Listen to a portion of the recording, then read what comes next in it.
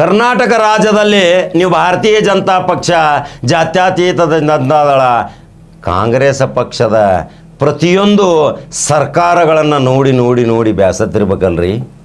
ರುಚಿಗೆ ತಕ್ಕಂತೆ ಉಪ್ಪಿನಕಾಯಿನೂ ಬೇಕಲ್ರಿ. ಹಂಗೆ ಕರ್ನಾಟಕ ರಾಜ್ಯದಲ್ಲಿ ಈಗ ಎಲ್ಲಿ ನೋಡಿದಲ್ಲಿ ಹಳದಿ ಶರಡದ ಒಂದು ಭಾಳ ವೈರಲ್ ಆಗಾಕತ್ತಾರ.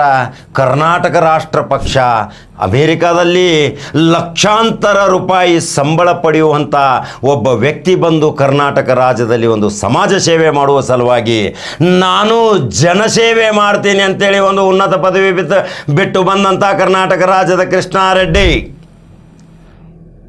ರವಿ ಕೃಷ್ಣಾರೆಡ್ಡಿ ಇವತ್ತು ನೋಡ್ರಿ ಒಬ್ಬ ಸಾಮಾನ್ಯ ವ್ಯಕ್ತಿಯಾಗಿ ಪಾದಯಾತ್ರೆ ಮುಖಾಂತರ ಕರ್ನಾಟಕ ರಾಜ್ಯ ಸಂಚರಿಸ್ಯಾನ.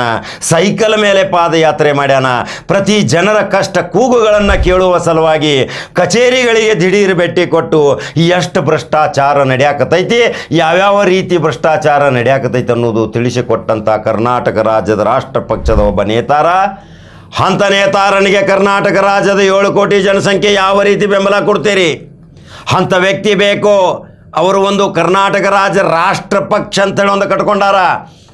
ಹಳದಿ ಟೊಪ್ಪಿಗೆ ಹಳದಿ ಟೀ ಶರ್ಟ್ ಬತ್ತಂದ್ರೆ ಎಲ್ಲಿ ಸರ್ಕಾರಿ ಅಧಿಕಾರಿಗಳು ಅಂಜಿ ಸಾಯಾಕತ್ತಾರ. ಓಡೋಡಿ ಹೊಂಟಾರ. ಇವ್ರ ಕಡ್ತಿಗೆ ಡೈರೆಕ್ಟ್ ಮೊಬೈಲ್ ಲೈವ್ ಮಾಡ್ತಾರ.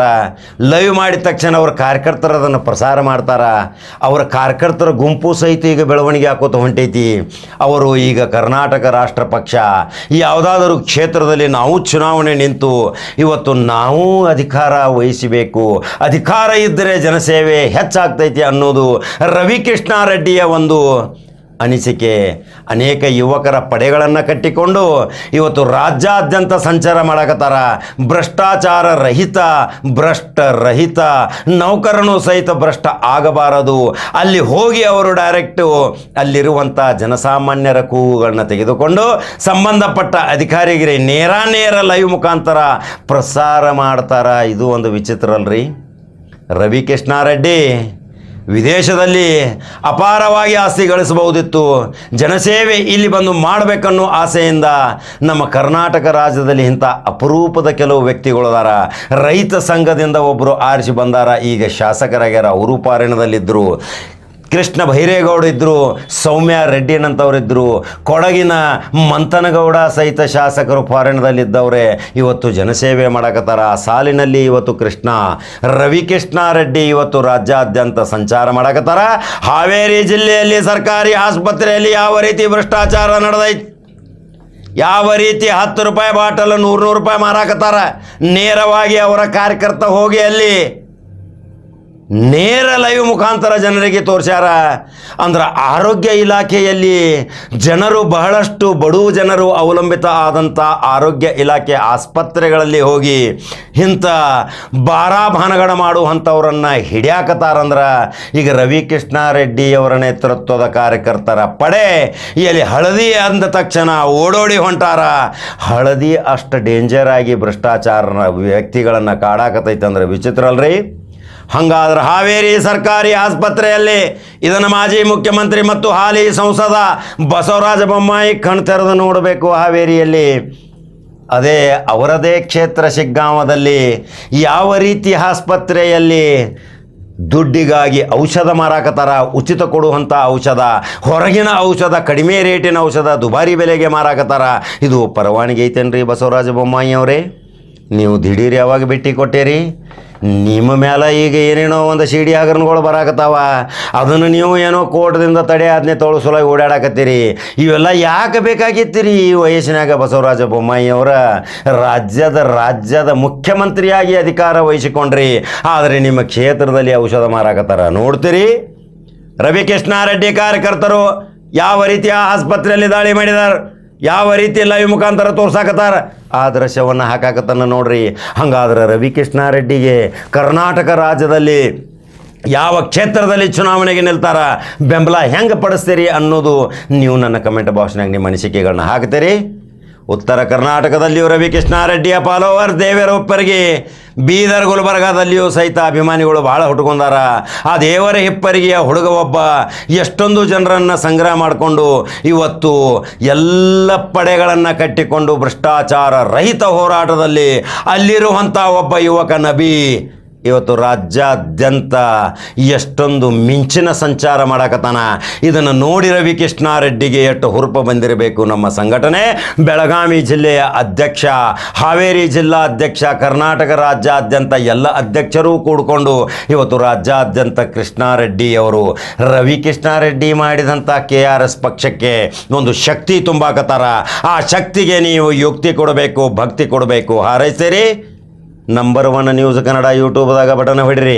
ರವಿಕೃಷ್ಣಾರೆಡ್ಡಿಗೆ ಒಂದು ಕರ್ನಾಟಕ ರಾಜ್ಯದ ಚುಕ್ಕಾಣಿ ಹಿಡಿಯುವಂಥ ಶಕ್ತಿ ತೊಂಬ್ರಿ. ಈ ವ್ಯಕ್ತಿ ಬಹಳ ಅತಿ ಮೂಲ್ಯವಾದ ಕನ್ನಡಿಗರ ರತ್ನ. ಇವನಲ್ಲಿ ಶಕ್ತಿ ಐತಿ. ಇವನಲ್ಲಿ ಭ್ರಷ್ಟಾಚಾರ ಹೊಡೆದೋಡಿಸುವಂಥ ಮಹಾನ್ ಶಕ್ತಿ ಆ ರವಿ ಕೃಷ್ಣಾರೆಡ್ಡಿ ಹತ್ತಿರ ಐತಿ. ಸಾದಾ ಸೀದಾ ಮನುಷ್ಯ ಕೆಳಗೆ ಕೂತು ಊಟ ಮಾಡ್ತಾನೆ. ಯಾವುದೋ ಒಂದು ಸಣ್ಣ ಅಂಗಡಿಯಾಗ ಹೋಗಿ ಉಪ್ಪಿಟ್ಟು ತಿಂತಾನ. 100 ಕೋಟಿ ಗಳಿಸಬಹುದಿತ್ತು, 1000 ಕೋಟಿ ಸರ್ದಾರ ಆಗಬಹುದಿತ್ತು. KRS ಪಕ್ಷ ಕಟ್ಟಿ ರಾಜ್ಯಕ್ಕೆ ಒಂದು ಸೇವೆ ಮಾಡ್ತೇನೆ ಅಂತೇಳಿ ಬಂದಾನ. ಅವನಿಗೆ ಈ ತಾಯಿ ಚಾಮುಂಡೇಶ್ವರಿ ಭುವನೇಶ್ವರಿ ಸ್ವಾಗತ ಮಾಡ್ತೀರಿ. ಅವರ ಆಶೀರ್ವಾದ ಇವನ ಮೇಲಿರುವಾಗ ಇನ್ನು ರಾಜ್ಯದ ಜನತೆ ಏನು ತೀರ್ಮಾನ ತಗೋತೀರಿ? ನನ್ನ ಕಮೆಂಟ್ ಬಾಕ್ಸ್ನಾಗ ನಿಮ್ಮ ಅನಿಸಿಕೆಗಳನ್ನ ಹಾಕಿರಿ. ಹಾಗಾದ್ರೆ ಖಡಕ್ ಜವಾರಿ ಕಾಕನ ನಂಬರ್ 1 ನ್ಯೂಸ್ ಕನ್ನಡ ಫಾಲೋ ಮಾಡ್ತೀರಿ. ಮತ್ತೊಂದು ಖಡಕ್ ಜವಾರಿ ಸುದ್ದಿ ಬರ್ತೀನಿ. ನಮಸ್ಕಾರ.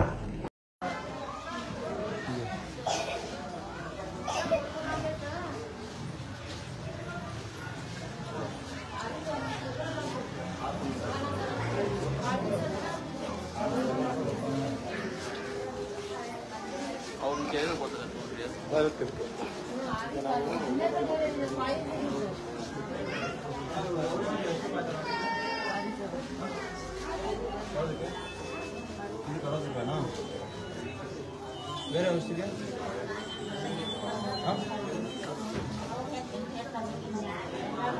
ಇದಕ್ಕೆ 60 ರೂಪಾಯಿನಾ?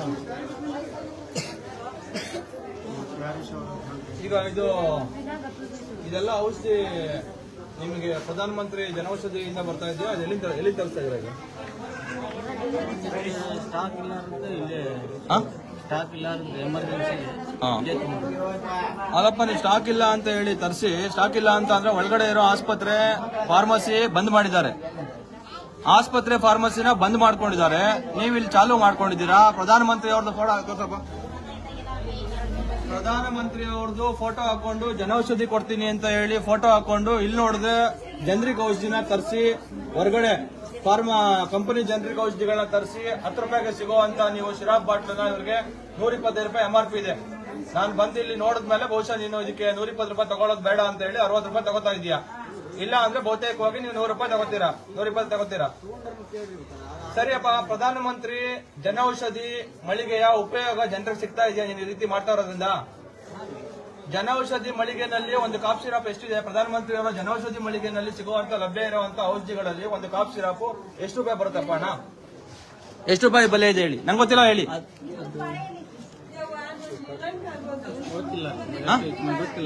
ಅಂದ್ರೆ ನೀವು ಜನೌಷಧಿ ಹೆಸರನ್ನ ಹೇಳ್ಕೊಂಡು ಪ್ರಧಾನಮಂತ್ರಿ ಭಾರತೀಯ ಜನೌಷಧಿ ಅಂತ ಹೇಳ್ಕೊಂಡು ನೀವು ಮಾರ್ಕೆಟ್ ಅಲ್ಲಿ ಸಿಗುವಂತ ಈ ತರದ್ದು ಜನರಿಕ್ ಔಷಧಿನ ತಗೊಂಡ್ಬಂದು ನೀವು ಇಲ್ಲಿ ಜನರಿಗೆ ಬೆಲೆಗೆ ನೋಡಪ್ಪ, ನಾನೊಬ್ಬ ಫಾರ್ಮಸಿಸ್ಟ್, ನಂಗೆ ಗೊತ್ತು.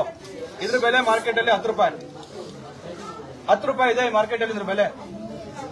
ನಾನು ಕೊಡ್ತೀನಿ ನಿಂಗೆ ಎಷ್ಟು ಬೇಕಂದ್ರೆ 10 ರೂಪಾಯಿ ಇದ್ರ ಬೆಲೆ ಇದೆ. ನೀನ್ 10 ರೂಪಾಯಿ ತಂದ್ರೆ ಇವ್ರಿಗೆ 20 ರೂಪಾಯಿಗೆ ಮಾರಬೇಕು. ಅಲ್ಲಪ್ಪ, ನೀನು ಔಷಧಿ ಅಂಗಡಿ ಇಟ್ಕೊಂಡಿರೋದು ಇಲ್ಲಿ ಬಡವರು ಸೇವೆ ಮಾಡೋದಕ್ಕ ಅಥವಾ ನೀನು ಸಂಪಾದನೆ ಮಾಡೋದಕ್ಕೆ ಇಟ್ಕೊಂಡಿದ್ಯಾ? ಸಂಪಾದನೆ ಮಾಡೋದಾದ್ರೆ ಒಳಗಡೆ ಖಾಸಗಿ ಮೆಡಿಕಲ್ ಶಾಪ್ ಇಟ್ಕೊಂಡು ನೀನು 125 ರೂಪಾಯಿ ಬೆಲೆಗೆ ಮಾರಿದ್ರು ಸಮಸ್ಯೆ ಇಲ್ಲ. ನೀನ್ ಇಲ್ಲಿ ಒಳಗಡೆ ಇಟ್ಕೊಂಡು ಜನೌಷಧಿ ಅಂತ ಹೇಳ್ಕೊಂಡು ಬಡವರು ಇಲ್ಲಿ ಬಂದು ಇಲ್ಲಿ ತಗೊಂಡ್ರೆ ನಮ್ಗೆ ರೊಕ್ಕ ಕಡಿಮೆ ಆಗುತ್ತೆ ಅಂತ ಹೇಳಿ ಅವ್ರಿಗೆ ತಗೋಬೇಕಾದ್ರೆ ನೀನ್ ಅವ್ರಿಗೆ ಎಷ್ಟು ರೂಪಾಯಿ ಕೊಡ್ಬೇಕು ಔಷಧಿನ? ಹಾಫ್ ರೇಟ್ ಅಲ್ಲವಲ್ಲಪ್ಪ ಇದಕ್ಕೆ ಬೆಲೆನೇ 10-15 ರೂಪಾಯಿ ಇದೆಯಲ್ಲ ಇದು ಬೆಲೆ. ನೀನ್ ಇದು 10-15 ರೂಪಾಯಿ ಬೆಲೆ ಇರೋದನ್ನ ಎಷ್ಟು ರೂಪಾಯಿಗೆ ಮಾರಬೇಕು ನೋಡಿ ಬಂಧುಗಳೇ. ಇದು ಶಿಗ್ಗಾವಿನಲ್ಲಿ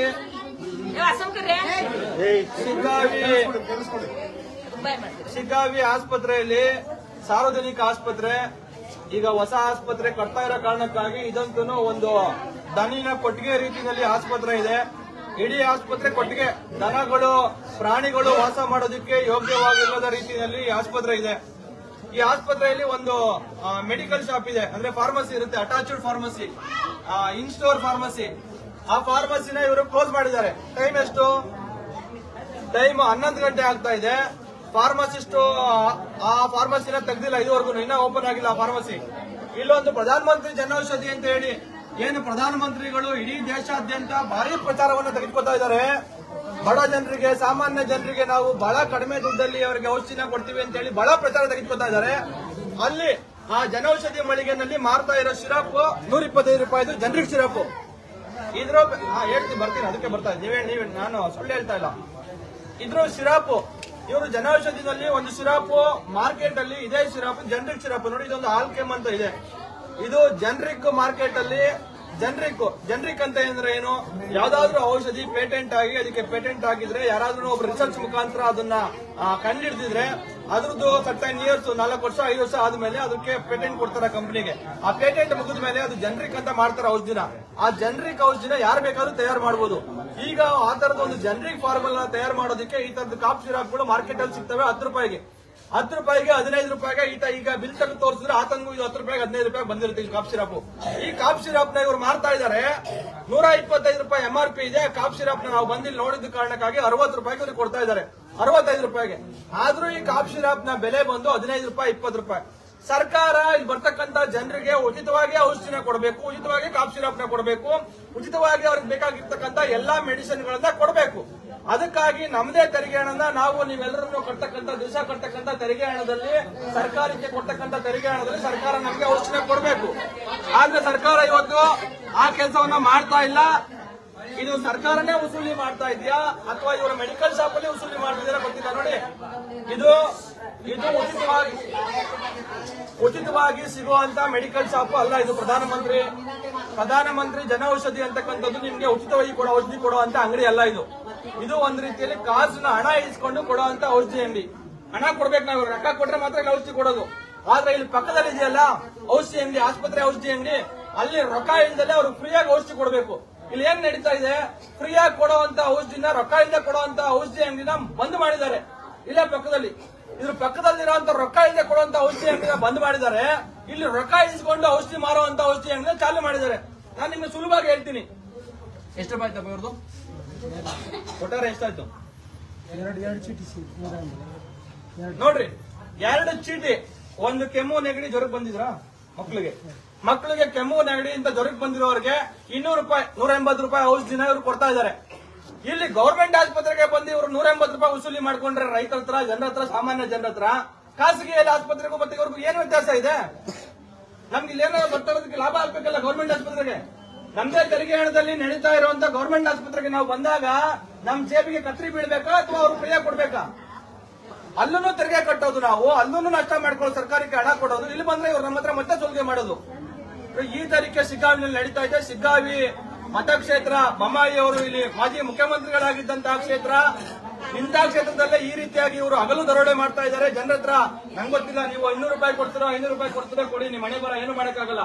ನಿಮ್ಮ ಹಣೆ ಬರ ಬದಲು ಮಾಡ್ಕೋಬೇಕು ಅಂತಂದ್ರೆ ಒಳ್ಳೆಯವರನ್ನ, ಯೋಗ್ಯರನ್ನ, ಪ್ರಾಮಾಣಿಕರನ್ನ, ರಾಜಕಾರಣಿಗಳನ್ನ ಆಯ್ಕೆ ಮಾಡ್ಕೋಬೇಕು. ನಾವು ಜಾತಿ ಧರ್ಮ ನೋಡ್ಕೊಂಡು ಆಯ್ಕೆ ಮಾಡ್ಕೋತಾರೆ ಕಾರಣಕ್ಕಾಗಿ ಅವರೆಲ್ಲೋ ಕುತ್ಕೋತಾರೆ. ಅವ್ರ ಹೆಂಡ್ರು ಮಕ್ಕಳು ಮಣಿಪಾಲ್ ಆಸ್ಪತ್ರೆ, ಮಣಿಪಾಲು, ಫೋರ್ಟಿಸ್, ಅಪೋಲೋ ಆಸ್ಪತ್ರೆಯಲ್ಲಿ ನೀವು ಗೆಲ್ಸಿರುವಂತ MLAಗಳು, MP ಗಳು ಫೋರ್ಟಿಸ್, ಅಪೋಲೋ, ಮಣಿಪಾಲ್ ಅಲ್ಲಿ ಟ್ರೀಟ್ಮೆಂಟ್ ತಗೋತಾರೆ. ನೀವು ಇಲ್ಲಿ ಬಂದು ಗೌರ್ಮೆಂಟ್ ಆಸ್ಪತ್ರೆಯಿಂದ ಬರೋದು, ನಿಮ್ ಜೇಬನ್ನು ಖಾಲಿ ಮಾಡ್ಕೊಂಡು ಹೋಗೋದು. ಅಣ್ಣ, ಈ ತರದ್ದು ಮಾರೋದಕ್ಕೆ ನಿಮ್ಗೆ ಅವಕಾಶ ಇಲ್ಲ. ಕೇಳಿಸ್ಕೊಳಪ್ಪ, ನಾನು ನಿಮ್ಮ ಆರ್ಎಂ ಹತ್ರ ಮಾತಾಡ್ತೀನಿ. ನೀವು ಫಾರ್ಮಸಿಸ್ಟ್? ಈ ತರದ್ದು ಮಾರೋದಕ್ಕೆ ಅವಕಾಶ ಇಲ್ಲ. ನಿಮ್ಗೆ ಪ್ರಧಾನಮಂತ್ರಿ ಔಷಧಿ ಅಂಗಡಿ ಇಟ್ಕೊಳಕ್ ಕೊಟ್ಟಿರೋದು. ನಿಮಗೆ ಏನು ಪ್ರಧಾನಮಂತ್ರಿ ಅವರು ಹೇಳ್ತಾ ಇದ್ದಾರೆ, ಜನಸಾಮಾನ್ಯರಿಗೆ ಅತಿ ಕಡಿಮೆ ಬೆಲೆಯಲ್ಲಿ ನಾವು ಔಷಧಿನ ಕೊಡೋದಕ್ಕೆ ಈ ಅಂಗಡಿಯನ್ನ ತೆರೆದಿದ್ದೀವಿ. ಇದೊಂದು ರೆವಲ್ಯೂಷನರಿ ಯೋಜನೆ. ಇದು ಸಾಮಾನ್ಯ ಜನರಿಗೆ ಕಡಿಮೆ ದುಡ್ಡಲ್ಲಿ ಔಷಧಿ ಕೊಡ್ತಾ ಇದೀವಿ ಅಂತ. ಅದು ರೆವಲ್ಯೂಷನರಿ ಆಗಿ ಉಳ್ಕೋಬೇಕು ಅಂತ ಅಂದ್ರೆ ನೀವು ಈ ತರೀಕೆ 125 ರೂಪಾಯಿನ MRP ಇಟ್ಬಿಟ್ಟು 60 ರೂಪಾಯಿಗೆ ಮಾಡಿದ್ರೆ ಅದು ರೆವಲ್ಯೂಷನರಿ ಆಗಲ್ಲ. ಜೇಬು ಜನರಿಗೆ ಉಳಿತಾಯ ಆಗಲ್ಲ. ಕೊಡ್ಬೇಕಿತ್ತು 10 ರೂಪಾಯಿಗೆ ಔಷಧಿ ಕೊಡ್ಬೇಕಿತ್ತು. ಮಾರ್ಕೆಟ್ ಅಲ್ಲಿ 10 ರೂಪಾಯಿ 15 ರೂಪಾಯಿ ಸಿಗಬೇಕಾದ್ರೆ 60 ರೂಪಾಯಿ ಹಬ್ಬ ಮಾಡಬೇಕು. ಸರ್ ಈ ಪ್ರಾಡಕ್ಟ್ ಬಂದು ನಿಮ್ಗೆ 60 ರೂಪಾಯಿ ಅಲ್ಲ ಸರ್. ಇನ್ವಾಯ್ಸ್ ಕೊಡಪ್ಪ, ಇನ್ವಾಯ್ಸ್ ಕೊಡ. ಇನ್ವಾಯ್ಸ್ ನಿಮ್ಗೆ ಇನ್ವಾಯ್ಸ್ ಇಲ್ಲದೆ ನೀನ್ ಹೆಂಗ್ ಪರ್ಚೇಸ್ ಮಾಡ್ತೀಯ? ಇನ್ವಾಯ್ಸ್ ಕೊಡು. ಸರ್ ಕೊಡ್ತೀನಿ ನಾನು. ಐಟಿ ಫೈಲ್ ಸರಿ ಕೊಡಪ್ಪ. ಐಟಿ ಫೈಲ್ ಅಲ್ಲ ಕಣಯ್ಯ. ಏನೇನು ಹೋಗಿರ್ತಾವ ಸರ್. ಯಾವಾಗ ಈಗ ನಿನ್ನೆ ಯಾವಾಗ ಖರೀದಿ ಮಾಡಿದ್ದು? ಇದು ಒಂದು ಮಂತ್ ಆಯ್ತು. ಐಟಿ ಫೈಲ್ ಇದಕ್ಕೆ 1 ಮಂತ್ ಅಲ್ಲಿ ಖರೀದಿ ಮಾಡಿದ್ರೆ ಐಟಿ ಫೈಲ್ ಕಳಿಸ್ತೇನೆ ನಾ. ಸರ್ 3 ಮಂತ್ಸ್ ಸರಿ, ಇವತ್ತಿನ ಇವಾಗ ಪರ್ಚೇಸ್ ಆಗಿರೋದು ಇದು ಒಂದೇನಾ? ಕೊಡ್ತೀನಿ ನಿಮ್ಗೆ. ಒಂದ್ ನಿಮಿಷ, ಹಳೆ ಬಿಲ್ಲೆ ಕೊಡು, ಹಳೆ ಬಿಲ್ಲೆ ಕೊಡು. ಈ ತಿಂಗಳಲ್ಲಿ ಪರ್ಚೇಸ್ ಆಗಿರೋದು ಕೊಡು. ಇಲ್ಲ ಹಳೆ ಬಿಲ್ ಹಳೆ ಬಿಲ್ ತೆಗಿ, ತೆಗೆ, ಹಳೆ ಬಿಲ್ ತೆಗಿ. ಹಳೆ ಬಿಲ್ ತೆಗಿ. ಈಗ ನಾನು ನಿಮ್ಗೆ ತೋರಿಸ್ತೀನಿ ಈ ಸಿರಾಪ್ ನ ಎಷ್ಟು ರೂಪಾಯಿ ತಗೊಂಡ್ಬಂದು ಇವ್ರು ಎಷ್ಟು ರೂಪಾಯಿ ಲಾಭಕ್ಕೆ ಮಾಡ್ತಾ ಇದಾರೆ ಅಂತ. ತೆಗಿ, ಹಳೆ ಬಿಲ್ ತೆಗಿ. ಇವರು ನಮ್ಗೆ ಬಿಲ್ ತೋರಿಸ್ಬೇಕು. ಹಳೆ ಬಿಲ್ ತೆಗಿಯ. ಬಿಲ್ ತೆಗಿರಿ, ಮೋಸ ಮಾಡ್ತಿರ್ಲಿಲ್ಲ ಬಿಲ್ ತೆಗಿರಿ. ಆಯ್ತು, ನಾವೇನ್ ಕೇಳ್ತಿಲ್ಲಪ್ಪ, ಬಿಲ್ ತೆಗಿ ಅಂತ ನೀವು ಮೋಸ ಮಾಡಿದ್ರಿ ಅಂತ ಹೇಳ್ತಾ ಇಲ್ಲ. ಸರ್. ನಾವು ಬಿಲ್ ತೆಗಿ. ನೀವು ಮೋಸ ಮಾಡಿದ್ರ ಅಂತ ಹೇಳ್ತಾ ಇಲ್ಲ. ಬಿಲ್ ತೆಗಿರಿ. ಮಾಡಕ್ಕೆ ನಾವು ಇದನ್ನ ಇಟ್ಟಿಲ್ಲ. 5-7 ವರ್ಷ ಆಯ್ತು ಇದು ಸ್ಟಾರ್ಟ್. ಅದನ್ನೇ ಅಪ್ಪ ನಾನೇಲಿ ಹೇಳ್ದೆ ಮೋಸ ಮಾಡ್ತಿದ್ಯಾ ಅಂತ. ನೀನು ಮೋಸ ಮಾಡ್ತಿಲ್ಲ ಅಂತ ನೀನು ಬಿಲ್ ತೆಗೆದು ತೋರಿಸ್ಬಿಟ್ಟು ಹೇಳಪ್ಪ ಜನರಿದ್ದಾರೆ. ಕಳಿಸಿದ್ದೆ ನಾನು. ಚಿಂತೆ ಯಾಕೆ ಮಾಡ್ತಾ ಇದೀಯಾ? ಹಳೆ ಬಿಲ್ ಕೊಡೆಯ. ಸರ್ ಮುಂದೆ ಎಲ್ಲಾ ಬಿಲ್ ಕಳಿಸಿದ್ರೆ ಹಳೆ ಬಿಲ್ ಇದು ನೀನ್ ಹೇಳ್ತಾ ಇರೋದು ಹೆಂಗೆ ಅಂದ್ರೆ ನಿಮಗ್ ತೋರ್ಸಕ್ಕಾಗಲ್ಲ, ಮೋಸ ಇದು ನಾವು ಬಹುಶಃ ಈಗ RMO ನ ಭೇಟಿ ಮಾಡ್ತೀವಿ. ಇಲ್ಲೊಬ್ರು ಮೆಡಿಕಲ್ ಆಫೀಸರ್ ಅಂತ ಇರ್ತಾರೆ, ತಾಲೂಕು ಹೆಲ್ತ್ ಆಫೀಸರ್ ಅಂತ ಇರ್ತಾರೆ. ಅವ್ರದ್ದು ಜವಾಬ್ದಾರಿ.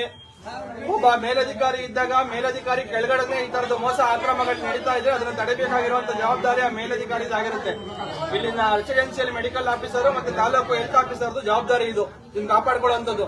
ನಿಮ್ಮ MLA MP ಗಳನ್ನ ನಾವು ಅವರನ್ನ ದೋಷಣೆ ಮಾಡಿ ಅವರನ್ನ ದೂರಿ ಪ್ರಯೋಜನ ಇಲ್ಲ. ಅವರು ದಪ್ಪ ಚರ್ಮದವರು, ನಿಮಗೂ ಗೊತ್ತಾಗಿದೆ. ನೀವು ಓಟ್ ಹಾಕೋದು ನಿಮ್ ಸೇವೆ ಮಾಡೋದಕ್ಕಲ್ಲ. ಅವ್ರು ಕೊಡ್ತಕ್ಕಂತ 100-200 ರೂಪಾಯಿ ಅಷ್ಟೇ ನಮ್ ಭಾಗ್ಯ ಅಂತ ಅನ್ಕೊಂಡು ನೀವು ಓಟ್ ಹಾಕಿರ್ತೀರಾ. ಅವ್ರು ಬಂದು ನೀವು ಇದನ್ನ ಸರಿ ಮಾಡ್ತಾರೆ ಅಂತ ನೀವು ಎಕ್ಸ್ಪೆಕ್ಟ್ ಮಾಡಲ್ಲ. ಆದ್ರೆ ನಮ್ಮದೇ ಸಂಬಳದಲ್ಲಿ ನಮ್ಮ ಕಣ್ಮುಂದೆನೆ ಬರ್ತಾ ಇರುವಂತ RMO THO ಅಧಿಕಾರಿಗಳು ಏನಿದ್ದಾರೆ, ಅಧಿಕಾರಿಗಳನ್ನ ನಾವು ಕೇಳುವಂತ ಕೆಲಸನ ಮಾಡ್ಬೇಕಾಗುತ್ತೆ. ನಿಮ್ ಪರವಾಗಿ ನಾವು KRS ಪಕ್ಷದಿಂದ ಇವತ್ತು ಮಾಡ್ತಾ ಇದೀವಿ. ನೀವೆಲ್ಲ ನೋಡ್ತಾ ಇದ್ದೀರಾ, ಇಡೀ ಶಿಗ್ಗಾವಿನಲ್ಲಿ ಜನರಿಗೆ ಆಗ್ತಾ ಇರ್ತಕ್ಕಂಥ ಅನ್ಯಾಯವನ್ನ, ದೌರ್ಜನ್ಯವನ್ನ, ಲಂಚ, ಭ್ರಷ್ಟಾಚಾರ ಏನೆಲ್ಲ ನಡೀತಾ ಇದೆ ಅದು ಕಡಿವಾಣ ಹಾಕ್ಬೇಕು. ಜನರಿಗೆ ಸಿಗ್ಬೇಕಾಗಿರುವಂತ ಜನರ ಸೌಲಭ್ಯಗಳು, ಜನರ ಹಕ್ಕು, ಇವನ್ನೆಲ್ಲ ಪಡ್ಕೊಳ್ಳುವಂತದ್ದು ಭಿಕ್ಷೆ ಅಲ್ಲ. ಇದು ಇವ್ರು ನಮ್ಗೆ ಕೊಡ್ತಾ ಇರೋ ಭಿಕ್ಷೆ ಅಲ್ಲ. ಬೊಮ್ಮಾಯಿಯವರಾಗ್ಲಿ, ಪ್ರಧಾನಮಂತ್ರಿ ಅವರಾಗ್ಲಿ, ಮುಖ್ಯಮಂತ್ರಿ ಅವರಾಗ್ಲಿ, ಸರ್ಕಾರದಿಂದ ಬರುವಂತ ಯೋಜನೆಗಳು ಯಾವುದೂ ಭಿಕ್ಷೆ ಅಲ್ಲ. ನಾವು ದಿವಸ ನೀವೆಲ್ಲ ಸೇರಿ ನಮ್ಮ ತಾಲೂಕು, ನಮ್ಮ ಹಳ್ಳಿಯಿಂದನೇ ಕಟ್ತಾ ಇರ್ತಕ್ಕಂಥ ಸಾವಿರಾರು ರೂಪಾಯಿ ತೆರಿಗೆ ಹಣವನ್ನ ಅವರು ಕೂಡಿಟ್ಟು ಅದರಿಂದ ಕೊಡ್ತಾ ಇರುವಂತ ಸೇವೆಗಳು. ಆದ್ರೆ ಅಲ್ಲೂ ನಮ್ ದುಡ್ಡನ್ನ ವಸೂಲಿ ಮಾಡ್ತಾ ಇದ್ದಾರೆ, ಇಲ್ಲೂ ನಮ್ಮ ಹತ್ರ ಫ್ರೀಯಾಗಿ ಕೊಡೋದಕ್ಕೂ ದುಡ್ಡನ್ನ ವಸೂಲಿ ಮಾಡ್ತಾ ಇದ್ದಾರೆ. ನೀವೆಲ್ಲ ಅರ್ಥ ಮಾಡ್ಕೋಬೇಕು. ಸರ್ಕಾರ ನಮ್ಗೆ ಉಚಿತವಾಗಿ ಅಕ್ಕಿ ಕೊಡ್ತಾ ಇದೆ, ಸರ್ಕಾರ ನಮ್ಗೆ ಉಚಿತವಾಗಿ ಸ್ತ್ರೀಶಕ್ತಿ ಭಾಗ್ಯ ಕೊಡ್ತಾ ಇದೆ, 2000 ರೂಪಾಯಿ ರೊಕ್ಕ ಕೊಡ್ತಾ ಇದೆ. ಎಲ್ಲೆಲ್ಲಿ ಸುಲಿಗೆ ಮಾಡ್ತಾ ಇದೆ, 200 ರೂಪಾಯಿ ಸುಲಿಗೆ ಮಾಡ್ತಾ ಇದ್ದಾರೆ. ಫ್ರೀಯಾಗಿ ಕೊಡ್ಬೇಕಾಗಿರೋ ಔಷಧಿ ಕಾಣಿಕೆ 200 ರೂಪಾಯಿ ಸುಲಿಗೆ ಮಾಡ್ತಾ ಇದ್ದಾರೆ. ಈ ಅಣ್ಣನ ಮನೆಯಲ್ಲಿ 5 ದಿವಸ ಯಾರಾದ್ರೂ ಹುಷಾರ್ ತಪ್ಪು ಬಂದ್ರು ಅಂತ ಅಂದ್ರೆ 1,000 ರೂಪಾಯಿ ರೊಕ್ಕ ಹೋಯ್ತು. ಆಸ್ಪತ್ರೆಗೆ 1,000 ರೊಕ್ಕ ಹೋಯ್ತು. ಇನ್ನು ಎಲ್ಲೆಲ್ಲಿ ಎಷ್ಟೆಷ್ಟು ಲಂಚ ಭ್ರಷ್ಟಾಚಾರ ನಡೀತಾ ಇರುತ್ತೆ ಸಮಾಜದಲ್ಲಿ, ಇನ್ನೆಷ್ಟು ರೊಕ್ಕ ಕಳ್ಕೊತೀವಿ ಯೋಚನೆ ಮಾಡ್ಬೇಕು. ಇವರು ಒಂದ್ ಕಡೆ ಫ್ರೀಯಾಗಿ ಕೊಡೋದು, ಇನ್ನೊಂದ್ ಕಡೆ ಸುಲಿಗೆ ಮಾಡುವಂತದನ್ನ ಸರ್ಕಾರಗಳು ಮಾಡ್ತಾ ಇದಾವೆ. ನಾವು ಈಗ ಈ ವ್ಯಕ್ತಿ ಯಾರಿದ್ದಾರೆ ಇವ್ರ ಮೇಲೆ ದೂರನ್ನ ಕೊಡ್ತೀವಿ. ನಿಮಗೆ ನಾಳೆಯಿಂದ ಈ ಆಸ್ಪತ್ರೆಯಲ್ಲಿ ಎಲ್ಲಾ ಔಷಧಿಗಳು ಫ್ರೀಯಾಗಿ ಸಿಗಬೇಕು. ಫ್ರೀಯಾಗಿ ಸಿಗಬೇಕು ಅಂತ ಹೇಳಿ ನಾವು ಅವ್ರಿಗೆ ಹೇಳ್ತೀವಿ. ಈಗ ನಾಳೆಯಿಂದ ಫ್ರೀಯಾಗಿ ಕೊಡಬೇಕು ಅಂತ ಅವ್ರಿಗೆ ಹೇಳ್ತೀವಿ. ಮತ್ತೆ ಈ ಔಷಧಿ ಅಂಗಡಿ ಏನಿದೆಯಲ್ಲ ನೋಡಿ, ಈ ಔಷಧಿ ಅಂಗಡಿ ಪ್ರಧಾನಮಂತ್ರಿ ಅವರೇ ಹೇಳ್ದಂಗೆ ಬಹಳ ಕಡಿಮೆ ಹಣಕ್ಕೆ ಔಷಧಿನ ಕೊಡಬೇಕು ಅಂತ ಹೇಳಿ ಮಾಡಿರೋದು. ನೀವು ಎಷ್ಟೇ ಔಷಧಿ ತಗೊಳ್ಳಿ, ಒಂದು ಔಷಧಿ ಕೊಡಪ್ಪ, ಒಂದು ಯಾವ್ದಾದ್ರು ಒಂದ್ ಸೀಟ್ ಪ್ರಧಾನಮಂತ್ರಿ ಅವ್ರದ್ದು ಮಾತ್ರ ಒಂದ್ ಸೀಟ್ ಕೊಡಪ್ಪ. ಏನ್ ಮಾತ್ರ ಇದು? ಇದು ನೋಡಿ, ಅಸಿಕ್ಲೋಫಿನಾಕ್ ಪ್ಯಾರಾಸಿಟಮಾಲ್ ಅಂತ ಒಂದು ಮಾತ್ರೆ, ಪೇನ್ ಕಿಲ್ಲರ್. ಇದ್ರ ಬೆಲೆ ಎಷ್ಟಿದೆ ಗೊತ್ತಾ? ಇದ್ರ ಬೆಲೆ 10 ರೂಪಾಯಿ ಇದೆ. ಒಂದು ನೋವು ನಿವಾರಕ ಮಾತ್ರ ಒಂದು ಶೀಟ್ ಬೆಲೆ 10 ರೂಪಾಯಿ ಇದೆ. ಇದೇ ಬೆಲೆ ಕಂಪನಿದು ಈ ಬೆಲೆ ಎಷ್ಟಿದೆ ಗೊತ್ತಾ? ಬೆಲೆ ನೀವು ಖಾಸಗಿ ಅಂಗಡಿಗಳಲ್ಲಿ ತಗೊಂಡ್ರೆ ಈ ಬೆಲೆ 40 ರಿಂದ 50 ರೂಪಾಯಿ ಇದೆ. 40 ರೂಪಾಯಿಂದ 50 ರೂಪಾಯಿ ಇರುವಂತ ಬೆಲೆ ಮೆಡಿಸಿನ್ ಪ್ರಧಾನಮಂತ್ರಿ ಇದರಲ್ಲಿ ಎಷ್ಟು ರೂಪಾಯಿ ಸಿಗ್ತಾ ಇದೆ? 10 ರೂಪಾಯಿ ಸಿಗ್ತಾ ಇದೆ. ಯೋಚನೆ ಮಾಡಿ. ಕಾಫ್ ಸಿರಪ್ ಸೇಮ್ ಅದೇ ರೀತಿಯಲ್ಲಿ ಸಿಗ್ಬೇಕು. ಕಾಫ್ ಸಿರಪ್ ಹೊರಗಡೆ 125 ರೂಪಾಯಿ ಸಿಗ್ತಾ ಇದೆ, ಇಲ್ಲೂ 125 ರೂಪಾಯಿ ಬೋರ್ಡ್ ಹಾಕಿದ್ದಾರೆ. ಅದೇ ಕಾಫ್ ಸಿರಪ್ ಹೊರಗಡೆ 125 ರೂಪಾಯಿ ಸಿಗ್ತಾ ಇದ್ರೆ 10% ಸಿಗ್ಬೇಕಿತ್ತಲ್ಲ. 45 ರೂಪಾಯಿ 50 ರೂಪಾಯಿ ಇರೋದು ಬೆಲೆ ಔಷಧಿ ಇಲ್ಲಿ ಪ್ರಧಾನಮಂತ್ರಿ 10 ರೂಪಾಯಿ ಸಿಗ್ತಾ ಇದ್ರೆ 100 ರೂಪಾಯಿ ಇರೋದು ಎಷ್ಟು ರೂಪಾಯಿ ಸಿಗ್ಬೇಕಿತ್ತು?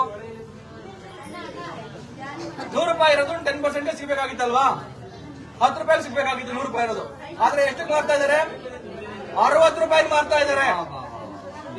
60 ರೂಪಾಯಿ ಮಾರ್ತಾ ಇದಾರೆ, ಸುಲಿಗೆ ಮಾಡ್ತಾ ಇದಾರೆ.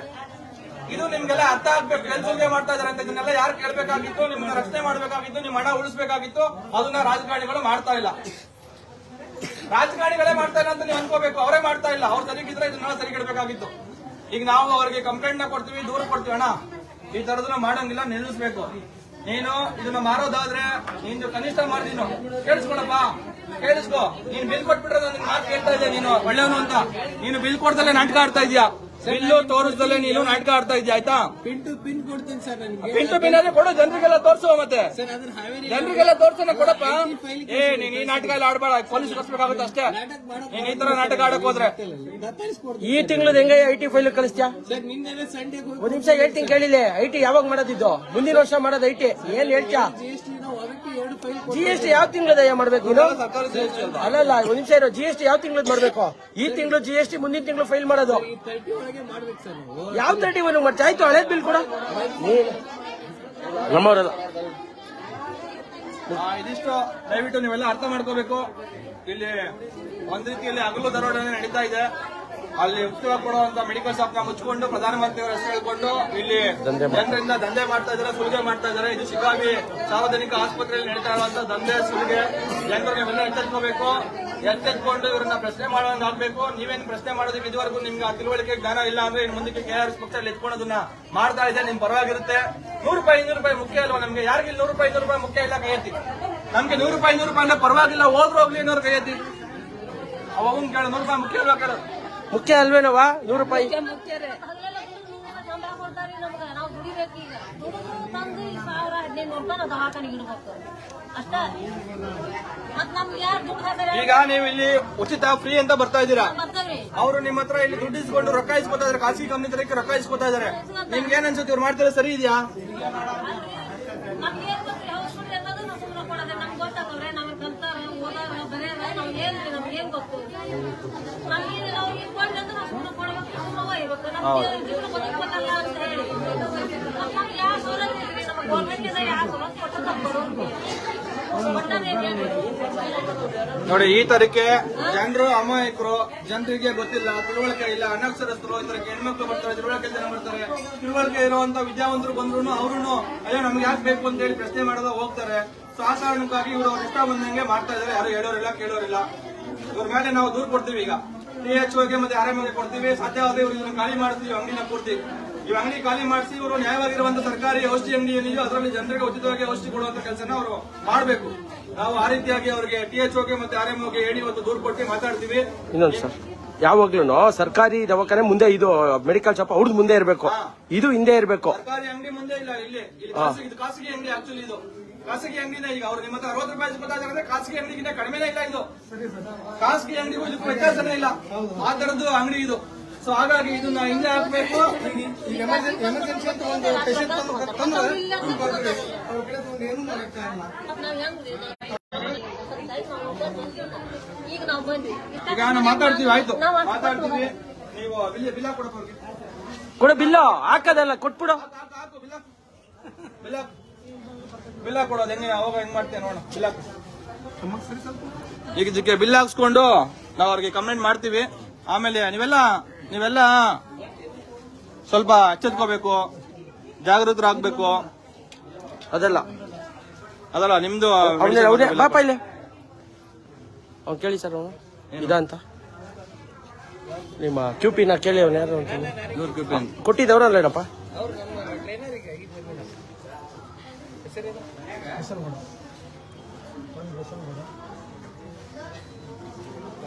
ನೋಡಿ, ಇಲ್ಲಿ ಸಾಲ್ ನಿಂತ್ಕೊಂಡಿದ್ದೀರಾ, ಬೆಳಿಗ್ಗೆಯಿಂದ ಕ್ಯೂ ನಿಂತ್ಕೊಂಡಿದ್ದೀರಾ.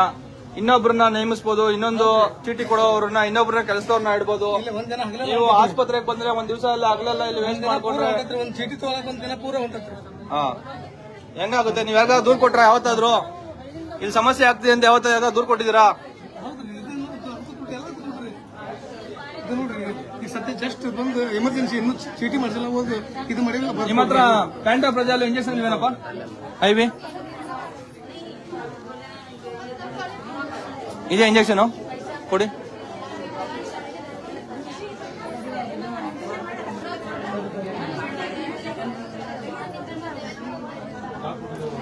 ಇಂಜೆಕ್ಷನ್ ಮಾಡೋದಕ್ಕೆ ಒಳಗಡೆ ಇನ್ನೊಂದು ಮಾಡೋದಕ್ಕೆ ಯಾರು ಲಂಚ ಕೊಡಬಾರ್ದು. ಅಲ್ಲಿ ಕೊಡ್ರಿ, ನಮ್ದೆಲ್ಲ ಕಾರ್ಡ್ ಕೊಡ್ರಿ ಇವ್ರಿಗೆಲ್ಲ. ಯಾರು ರೊಕ್ಕ ಕೇಳಿದ್ರೆ ಕಾರ್ಡ್ ತೋರ್ಸಕ್ ಹೇಳ್ರಿ. ಚೇಂಜ್ ರೀ ನೋಡ್ರಿ, ತೊಗೊಳಪ್ಪ. ಸರ್ ಇದು ಮುಗಿಸೋಣ. ಇಲ್ಲಿ ಎಷ್ಟೊಂದು ಇಂಜೆಕ್ಷನ್ ಕೊಡಿ ಇಲ್ಲಿ, ಕೊಡಿ ಇಲ್ಲಿ. ಹಾ, ಆಮೇಲೆ ನೋಡಿ, ಈ ಡಾಕ್ಟರ್ಗೂ ಸ್ವಲ್ಪ ಮಾತಾಡ್ಬೇಕು, ವಿಚಾರ ಮಾಡ್ಬೇಕು. ಈ ಡಾಕ್ಟ್ರು ಅಲ್ಲಿ ಯಾವ್ದೋ ಪ್ರೈವೇಟ್ ಇದು ಕಂಪನಿ ಐಟಮ್ ಪ್ಯಾನ್ 40 ಅಂತ ಸರ್ಕಾರದ್ದು, ಇಲ್ಲಿ ಸರ್ಕಾರದ್ದು ಪ್ರಧಾನಮಂತ್ರಿ ಜನರಿಕ್ ಔಷಧಿ ಅಂಗಡಿಯಲ್ಲಿ ಸಿಗುವಂತ ಮೆಡಿಸಿನ್ ಬಿಟ್ಬಿಟ್ಟು ಅವರು ಯಾವ್ದೋ ಪ್ರೈವೇಟ್ ಕಂಪನಿ ಮೆಡಿಸಿನ್ ಬರೀತಾ ಇದಾರೆ ಇಲ್ಲಿ ಡಾಕ್ಟರ್, ಗೌರ್ಮೆಂಟ್ ಡಾಕ್ಟರ್. ಈಗ ನೀವು ಇದಕ್ಕೆ ಆಚೆಗೆ ಹೋಗ್ಬೇಕಿತ್ತು, ನಾ ಇಲ್ಲ ಅಂದಿದ್ರೆ ಇವ್ರು ಇಲ್ಲಿ ಈ ಕಂಪನಿ ಇಲ್ಲ ಅಂತ ಹೇಳ್ತಾ ಇದ್ರು. ನೀವು ಆಚೆ ಹೋಗಿ ತರಬೇಕಿತ್ತು. ಆಚೆಗೆ ಹೋಗಿದ್ರೆ ಇದಕ್ಕೆ ಎಷ್ಟು ಗೊತ್ತಾ? 100 ರೂಪಾಯಿ ಬೆಲೆ. ಇದಕ್ಕೆ 100 ರೂಪಾಯಿ ಬೆಲೆ ಇದಕ್ಕೆ ನೀವು ಕೊಡ್ಬೇಕಾಗಿತ್ತು. ಎಲ್ಲ ದಂಧೆ. ತಗೊಳ್ಳಿ, ನಾವು ಹೋಗಿ ಮಾತಾಡ್ತೀವಿ. ಮುಗ್ಸಪ್ಪ, ನಾವು ಹೋಗಿ THO ಆರಂಭ. ಬಿಲ್ ಒಂದು ಇಸ್ಕೊಂಡು ಹೋಗೋಣ. ಬಿಲ್ ಕೊಡ್ರಿ. ಆ ಬಿಲ್ ಕಳ್ಸ್ಬಲ್ಲ ತೋರಿಸ್ಕೊಂಡು